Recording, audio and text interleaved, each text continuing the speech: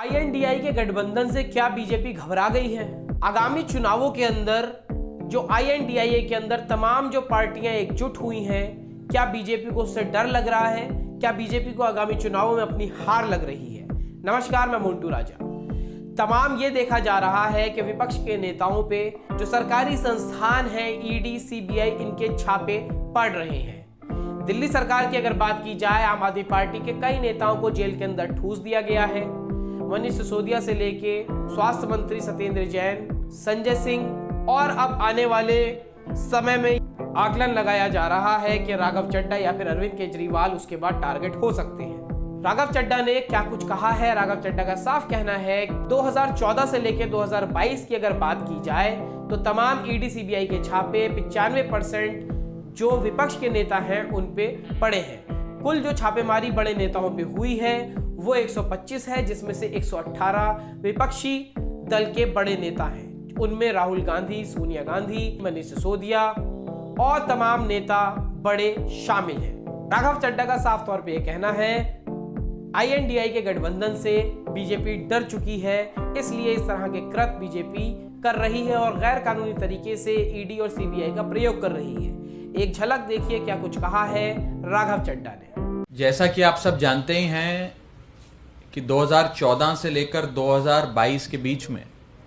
एजेंसियों द्वारा, ED, CBI जैसी एजेंसियों द्वारा जितने मुकदमे नेताओं पर करे गए, उसमें से 95% मुकदमे बीजेपी के राजनीतिक विरोधियों के खिलाफ, यानी कि बीजेपी के पॉलिटिकल ओपोनेंट्स यानी कि विपक्षियों के खिलाफ किए गए।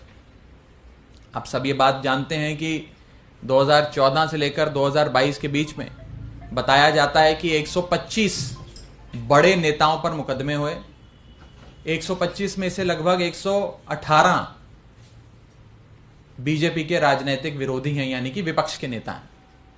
ये तो जग जाहिर है, आप सबने देखा, समझा, कई अखबारों में भी पढ़ा।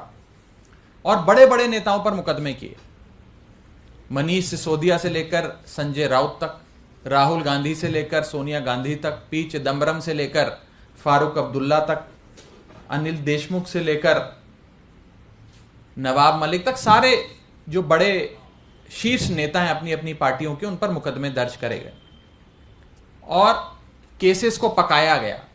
पकाया इस तरह गया कि जब मौका मिलेगा, चुनाव नजदीक आएगा, राजनीतिक परिस्थितियां बदलती नजर आएंगी, तो समन भेजकर उनको बुला लेंगे, एजेंसियों के चक्कर कटवाएंगे और फिर भी वो नेता नहीं माना तो उसे पकड़ के जेल में डाल देंगे। ये चलता आ रहा है।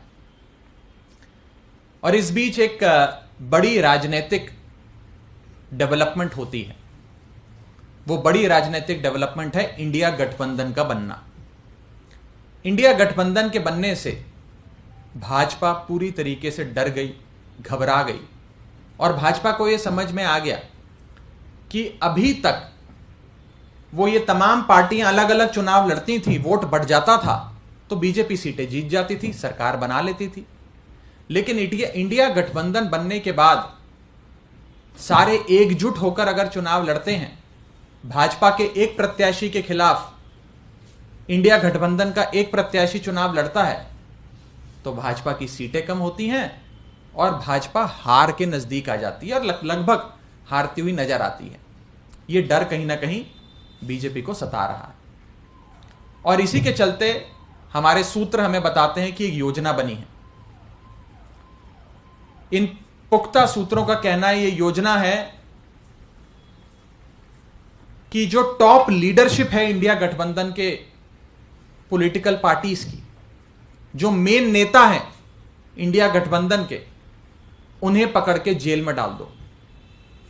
जब टॉप नेता जेल में डाल दिया जाएगा तो वो चुनाव कैसे लड़ेगा? वो तो कोर्ट, कचहरी, वकील, एजेंसी, जेल के चक्कर काटता रह जाएगा। पार्टी कैसे चलेगी? तो यानी कि अगर इंडिया गठबंधन के एक एक नेता को, जो शीर्ष नेता है, टॉप लीडरशिप है पार्टी की, या पार्टी का मेन मुखिया है, मेन अध्यक्ष है, अगर उसे ही पकड़ के जेल में डाल दोगे तो रेस में तो अकेले भाजपा दौड़ेगी और अकेले ही जीत जाएगी।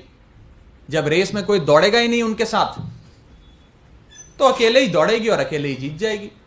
जैसे कि आपने वीडियो में सुना, राघव चड्ढा कह रहे हैं किस तरह ईडी और सीबीआई का बीजेपी पार्टी जो है वो दुरुपयोग कर रही है। आगामी चुनावों में बीजेपी को डर है कि ये जो गठबंधन हो रहा है आईएनडीआई के माध्यम से, कहीं इसके चलते बीजेपी पीछे ना छूट जाए। तो हर तरह से प्रयास किया जा रहा है कि जो विपक्ष के नेता हैं उनके बड़े नेताओं को जेल के अंदर डाल दो ताकि मैदान साफ हो जाए। रेस के अंदर केवल बीजेपी अकेली ही दौड़ना चाहती है, अगर अकेली दौड़ेगी तो अकेली जीत भी जाएगी। राघव चड्ढा के इस बयान पे आप क्या सोचते हैं? क्या आगामी चुनाव बीजेपी के लिए मुश्किल साबित होंगे? क्या आईएनडीआई का जो गठबंधन हुआ है उसमें तमाम जो राजनीतिक पार्टियां एकजुट हुई हैं, क्या वो 2024 के चुनाव में या फिर उससे पहले जो चुनाव है 5 राज्यों के अंदर, उसमें कुछ गुल खिला पाएगी? क्या आपकी प्रतिक्रिया है? कमेंट द्वारा हमसे आप जरूर साझा करें। अगर अभी तक चैनल को सब्सक्राइब नहीं किया है, कृपया करके सब्सक्राइब, लाइक और शेयर कर लें। मोंटू राजा ऑफिशियल को आप ट्विटर, इंस्टा और फेसबुक पे फॉलो कर सकते हैं। अगली अपडेट के साथ आपके समक्ष फिर प्रस्तुत होंगे। नमस्कार।